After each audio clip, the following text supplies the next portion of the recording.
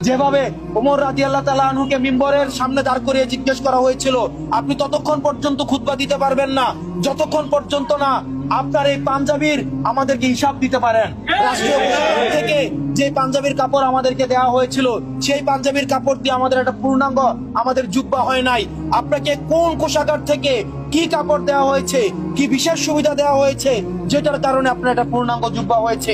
আমরা সেই ওমর রাদিয়াল্লাহু তাআলা আনহুকে যেভাবে ক্ষমতাকে যেভাবে প্রশ্নবিদ্ধ করার একটা সমাজ আমাদের প্রতিষ্ঠিত হয়েছিল, দাস যেভাবে প্রভুকে প্রশ্ন করার একটা সমাজ প্রতিষ্ঠিত হয়েছিল, ক্ষমতাকে যেভাবে প্রশ্ন করার একটা সমাজ বর্তমানে আমরা ফিল করতে পারছি।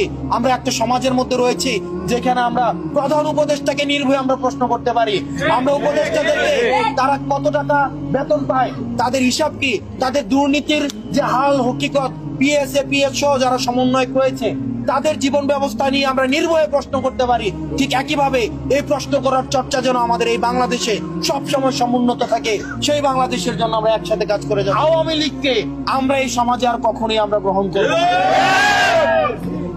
যারা হচ্ছে ইসলামের পথ বাদ দিয়ে, যারা হচ্ছে বাতিলের পথকে, তারা হচ্ছে দুনিয়াবী সফলতা অর্জনের জন্য বেছে নিয়েছিল, আমরা তাদেরকে সেই রাজনৈতিক দলকে আর আমরা বাংলাদেশে কোনোভাবে রাজনীতি হিসেবে তারা রাজনৈতিক যেন কর্মকাণ্ড আর পরিচালনা করতে না পারে, সেটির জন্য আমরা আপনাদের সচেতন আপনাদের উপস্থিতি আমরা দাবি করছি। আমরা প্রত্যাশা করব ভবিষ্যৎ বাংলাদেশটা যেন পরবর্তী প্রজন্মের জন্য সুখী সমৃদ্ধ এবং নিরাপদ হয়। আপনারা যেন আপনাদের সন্তানদের জন্য আপনারা যেন দুশ্চিন্তা করতে না হয়। আপনাদের সন্তানরা রাস্তায় বের হলে যেন বাসায় সে জীবন নিয়ে ফিরে আসা নিরাপত্তা পায়। সবাই যেন নিজ নিজ ধর্ম স্বাধীনভাবে পালনের অধিকার পায়। আমি ইসলাম ধর্ম পালন করি, আমার নামাজ পড়ার যেন অধিকারটা আমার ঠিকঠাক থাকে। আপনারা দেখেছেন গত বছর আমাদের পাবলিকলি ইফতার করা হচ্ছে নিষিদ্ধ করা হয়েছিল। আমরা কেমন দেশে কেমন সমাজ ব্যবস্থা আমরা বাস করেছি, শুধু একবার নিজেকে প্রশ্ন করে দেখেন। সবাই মিলে একসাথে আমরা ইফতার করা পর্যন্ত নিষেধ করে দিয়েছিল। আমরা আর কারো দাস হতে আমরা চাই না। আমরা কারো কেউ আমাদেরকে আর নিয়ন্ত্রণ করবে আমরা চাই যারা ক্ষমতায় আসবে, যারা ক্ষমতা গ্রহণ করবে, তারা জনগণের প্রভু নয়, তারা জনগণের সেবক হিসেবে আসবে।